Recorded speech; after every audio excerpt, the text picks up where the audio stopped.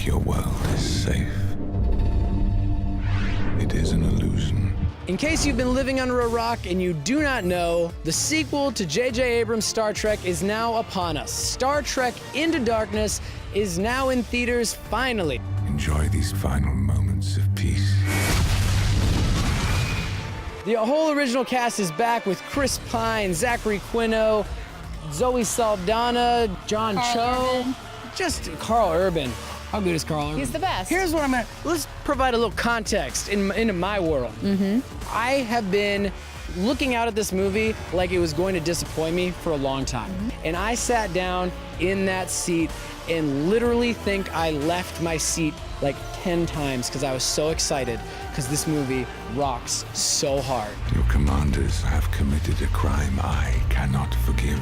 I think this is a masterfully made film. One of the things they did achieve, which is so difficult to achieve with a movie like this, not to mention the fact that it's a legacy story. I mean, these are iconic characters that have a huge legacy and following and history, and there's a giant, very rich canon to pull from.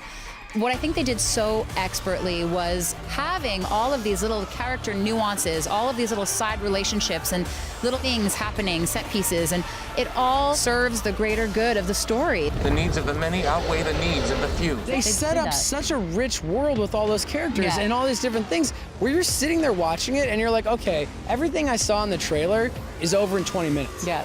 And so I have the whole last 2 hours of this.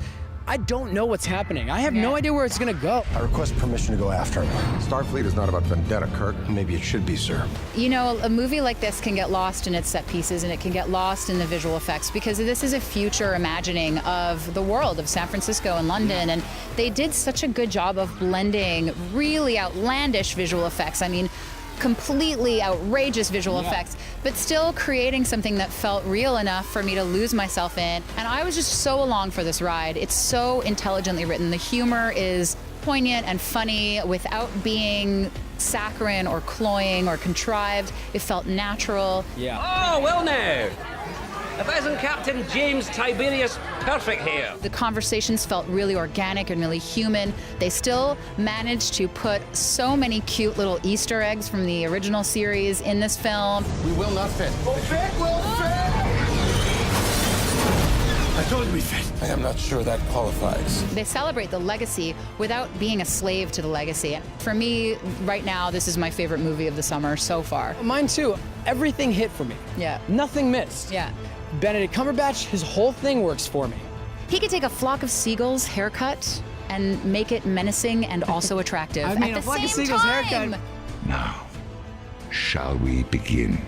They've set it up so that they could make third and fourth and fifth movies. They could really keep this franchise going in perpetuity as long as they keep the quality at this level. I really, really enjoyed it. I enjoyed it more than the original Star Trek. All you need to know is it's visually astounding. It's amazing. Hilarious. Every joke is so funny to me. It's incredibly well acted, and I'm not even going to lie right now, and I'm not afraid to blast this all over the internet. Missed.